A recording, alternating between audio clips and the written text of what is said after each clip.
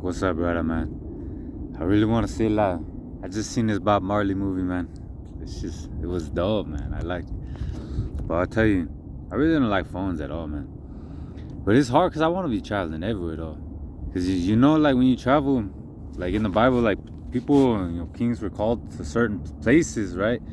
And it's to pick up a certain impartation. Like you go a certain place, like El Paso, I learned a certain thing from El Paso. From Hawaii, I learned a certain thing that was like a healing for my soul that I needed.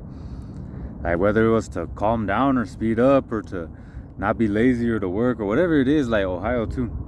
It was like there's so many things calling you to different places.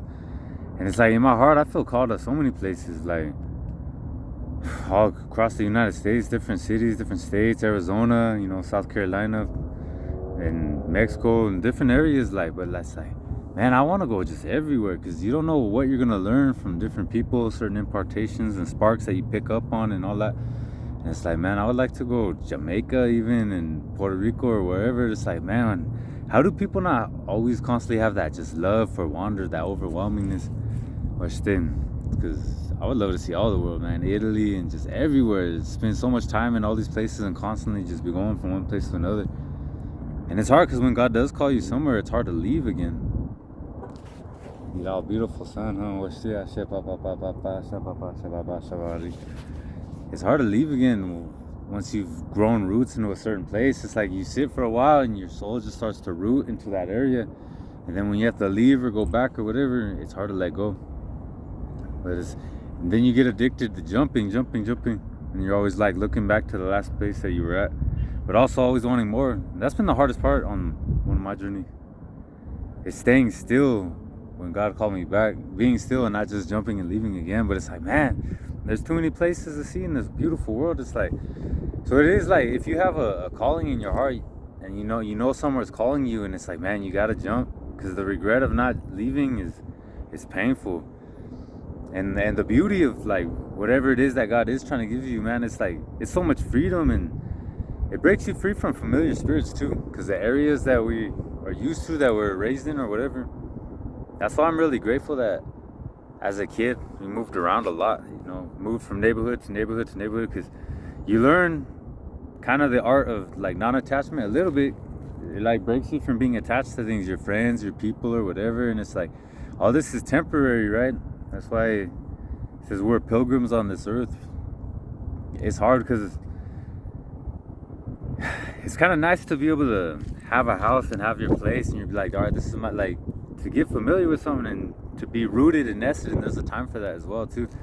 But I thought my life was easier, like living in a shack or whatever, living in someone's garage, or even the times I had to sleep in a park or on a bench or on the side of a building or something. Those times seemed easier to me because I knew I was where God had me. Like I felt like the presence of the Spirit. It's not as hard as like having it well, being in comfort, but not hearing from God, not knowing like what He's calling you to next. Because it's the uncertainty of like, man, am I doing God's will? That hurts more than like, all right, I'm gonna have to sleep here tonight or whatever. Like I'm gonna have to make this work, whatever the situation is.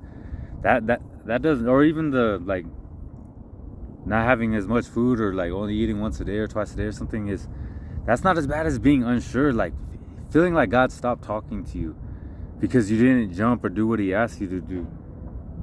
Like even if it's like 20 times, sometimes it takes to be told it. Like if it's still in your heart, if it's still itching, if it's still calling you, then it still wants to be answered, right? It still has a purpose for you, a fulfillment, a spark that's waiting to be, whatever is like the wound or the emptiness or the hole that's within. There's a counterpart, a spark or a light, or even like a divine appointment somewhere that is, even in our daily lives, all right? We have our daily assignments, weekly assignments. But then like for bigger callings, sometimes we're called somewhere further for us to go. And it's like, we got to jump on that. Because again, it's just the regret, the pain of regret is like, man, it's treacherous, it hurts. So to wrap it up, God is good, and may God guide us all.